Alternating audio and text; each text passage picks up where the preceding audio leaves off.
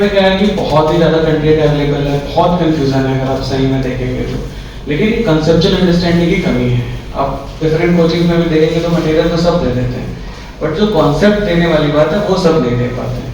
तो आप लोग का फोकस क्या होना चाहिए स्टडी के टाइम पे कि आप कॉन्सेप्चुअली उस चीज़ को रीड करें, जो भी चीज़ें हैं आपकी, ठीक है, क्योंकि ये प्रीलिम्स में भी इम्पोर्टेंट है और मेंस में भी इम्पोर्टेंट है। आजकल क्या हो रहा है ना कि यूपीएससी मेंस भी आप देखेंगे तो क्वेश्चन जैसे डायरेक्ट नहीं आते, बहुत एनालिटिकल क्वेश्चन आते हैं, वो GS1 हो, GS2 हो, GS3 हो, तो वहाँ पे आपके कॉन्सेप्ट बहुत इंपॉर्टेंट हो जाते हैं। क्योंकि अगर आपके पास कॉन्सेप्चुअल अंडरस्टैंडिंग है तो कोई अगर रैंडम क्वेश्चन भी आता है आप डील कर लेंगे, अदरवाइज आप डील नहीं कर पाएंगे। सो यही मेरा आप लोगों से सजेशन है कि कॉन्सेप्चुअल अंडरस्टैंडिंग पे फोकस करें, ठीक है। एक तो ये सजेशन है, और दूसरा सजेशन है कंसिस्टेंसी का, क्योंकि ये एग्जाम ऐसा एग्जाम नहीं है कि आप बिना कंसिस्टेंसी के निकाल लेंगे। मेरे को भी 3 अटेम्प्ट लगे हैं, ठीक है, और वो कई बार अप्स एंड डाउन आएंगे, वो होता ही है, हर एक एग्जाम की यही कहानी है आज की कंडीशन में, ठीक है।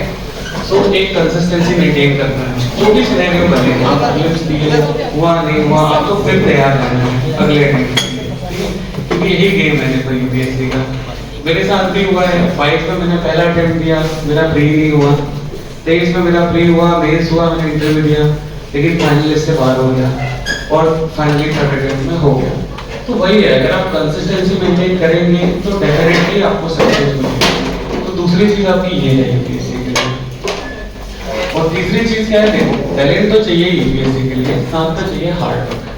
क्या होता है ना, बहुत सारे लोग सोचते हैं कि हम तो इस टॉप कॉलेज से पढ़े हैं तो हमारे अंदर तो बहुत टैलेंट है, हम तो फोड़ देंगे यूपीएससी, लेकिन वो हार्ड वर्क नहीं कर पाते उस लेवल की, जिस लेवल की हार्ड वर्क चाहिए, तो वहाँ भी दिक्कत है। तो दोनों का आपको कॉम्बिनेशन बना के चलना है, थोड़ा टैलेंट बाकी आपका हार्ड वर्क, ठीक है।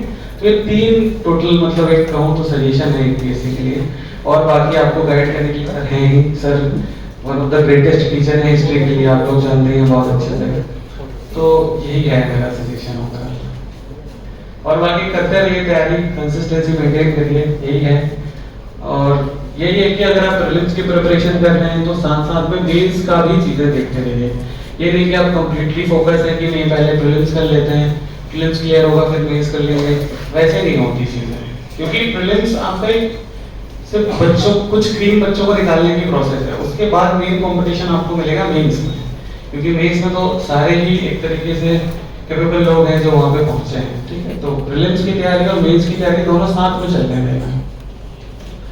और बाकी प्रॉब्लम्स जैसे खास करके हिंदी मीडियम वाले बच्चों को थोड़ी प्रॉब्लम सीसेट में भी आती है, तो उसको लेके भी चलना है साथ में, क्योंकि जैसा 23 का सीसेट आया था, 2023 का आप लोग जानते ही होंगे, और अभी 25 में भी सीसेट अच्छा खासा आया है, तो लोग फेल भी हुए हैं बहुत सारे, तो वो चीज़ भी फोकस करना है। कहने का मतलब ये है कि जीएस हो, सीसेट हो, मेंस, सबके कॉम्बिनेशन को एक बैलेंस बनाते हुए चलना है। जो बुद्धा का मध्यम मार्ग हम लोग पढ़ते हैं ना कि हर चीज का मिडिल पाथ फॉलो करना है, तो बस वही करना है, ठीक है।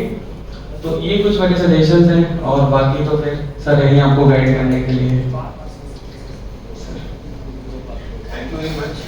हमारे ख्याल से आप लोग इसे प्रेरणा लिए होगी, और आप लोग उसी लाइन पर तैयारी करें। अभी लोग बहुत बेसिक पर स्टार्ट और स्टार्ट करने के बाद इन लोगों को थोड़ा सा अभी क्या है कि अभी बोलते ना दिमाग में थोड़ा सा एक पेंटिंग ना लगे, कुछ भी डालो पेंटिंग ना लगे वो सारे डरती है ना, मेरा कुछ नहीं। तो क्लास में प्रेजेंट करने के लिए क्यों करते हैं, देख रहे हो उन्होंने क्या कहा, हार्ड वर्क।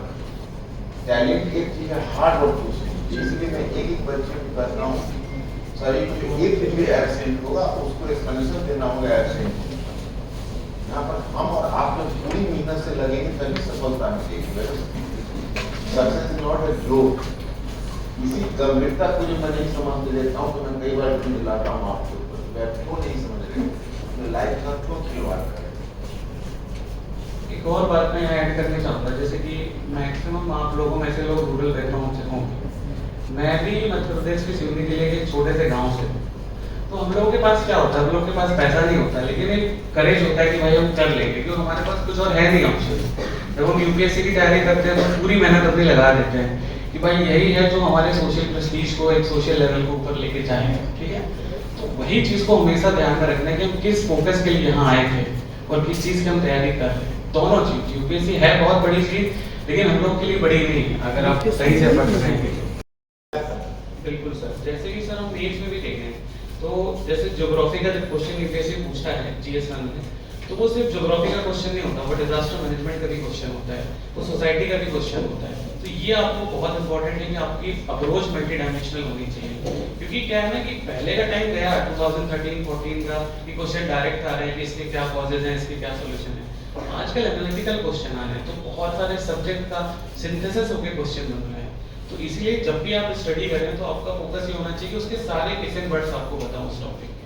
फॉर एग्जांपल के लिए आप क्लाउड बस्ट पढ़ रहे हैं, जैसे कि बादल फटना वाला जो इवेंट होता है ज्योग्राफी में, तो क्या कॉजेज है तो आप पढ़ेंगे, उसके क्या सॉल्यूशंस है ये भी पढ़ेंगे, उससे रिलेटेड सारा डेटा पता करिए, क्या क्या एग्जांपल्स इंडिया के अंदर हुए हैं, क्या क्या करंट इवेंट्स हुए हैं वो पता करिए, उसका सोशल इम्पैक्ट क्या है, हिस्टोरिकल बैकग्राउंड क्या है, जो हमारे गवर्नेंस का एस्पेक्ट है like national disaster management authority की क्या रिकमेंडेशंस हैं।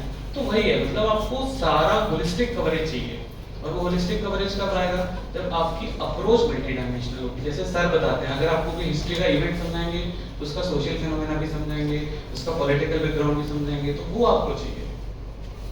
ठीक है, तो इस चीज पे और फोकस करना है। ओके, मैं बहुत अच्छा, मैं आपको भी